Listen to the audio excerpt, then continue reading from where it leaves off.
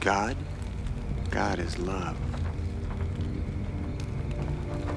I don't love you. My name's Steve Austin from the band Today is the Day.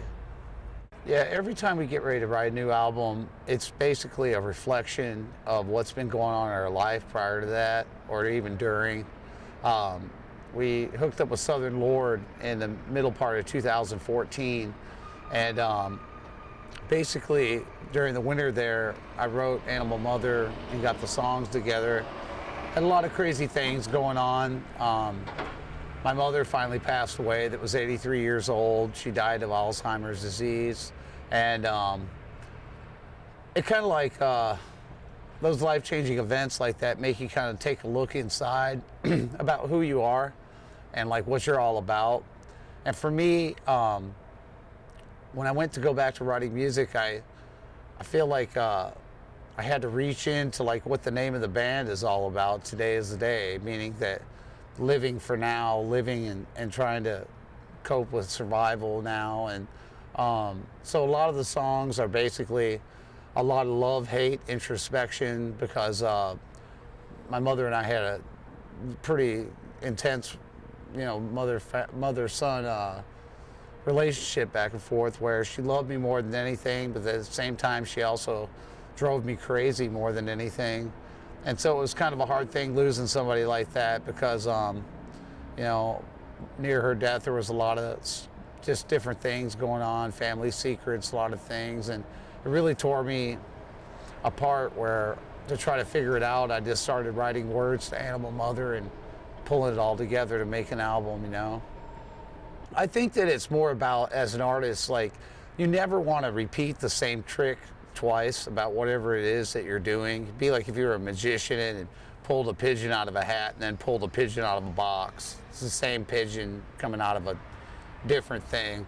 And so for me, every time we go about writing a new album, if it reminds me remotely of anything that we've done before, then we don't play it, because we want to play something brand new every time we write a riff, I think it's the way it works for everybody now, because it's not like playing in a band in the late 80s or early 90s where gas costs like $1 to run around. You didn't really have to worry about money and playing in a band. It was pretty much an easy thing to do. And now it's like people have smartphones, bills, electric, water, cable, everything, and they have their own lives. So whenever I hook up with different folks, we jam, work on music, record records, tour.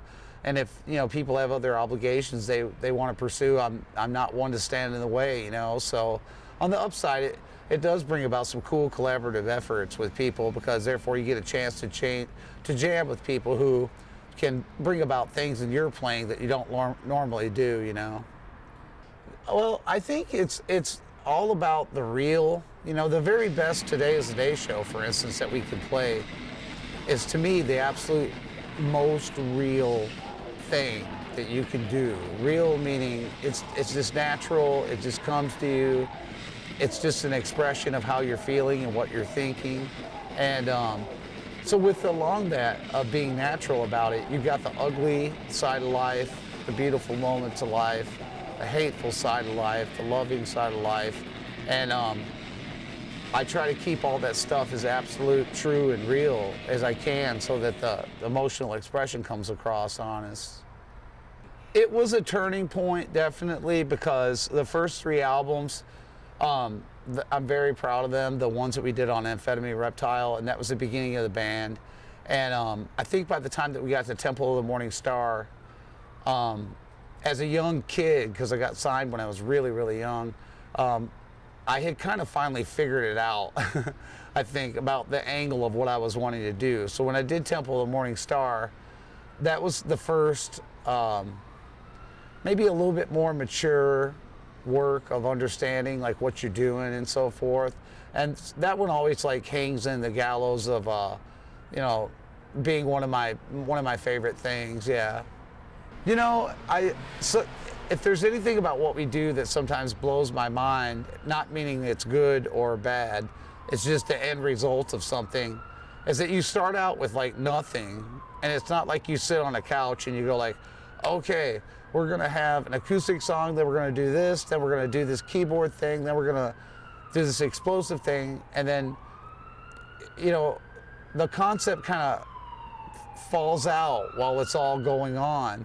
And then the next thing you know, you look back after you've worked on it and you're like, wow, like, you know, there's a lot of musical diversity and stuff going on this record. And it's not forced, though. It's like something where I think by keeping our minds open, our options open, we're able to like make up things that when put together as a record can flow nicely. I'm proud of pretty much all of it. I mean, it's like looking at pictures of yourself when you were in high school or at different ages. I mean, you're you, and if you're true and honest to yourself, then you might do different variations of like what you do. But you know, I think you grow though as an artist if you keep your mind open. And I wouldn't imagine that I would be able to say this, but I honestly think the new one that we just did, Animal Mother, is a culmination of all those years of experience and playing and stuff. Has made like a record that I think I dig the most out of all of them.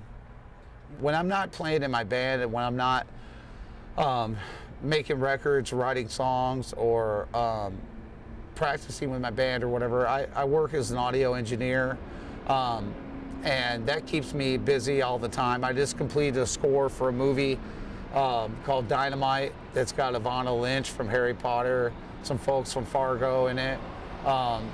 And you know, each one of those things that I take on, whether it be a film score, a video game audio for PlayStation or Xbox, those things are all challenges to do. It's like a new adventure, and as long as things are always interesting, then I want to keep pursuing them. Yeah, I mean, there's ones that like I feel like we should always play just because they're ones that I think hit home with people pretty deeply, and I enjoy playing them.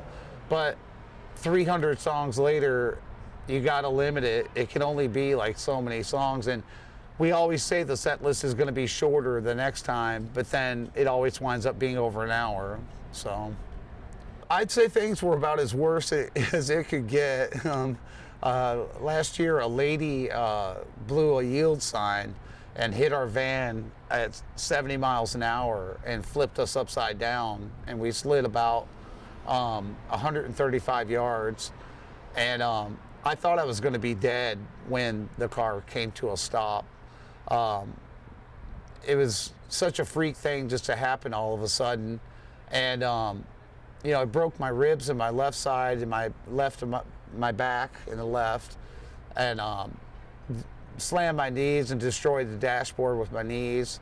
Cut open my arm pretty good. You know, it was a bunch of crazy stuff, but you know, a couple months of pain, a couple months of just trying to like deal with all the anger about it.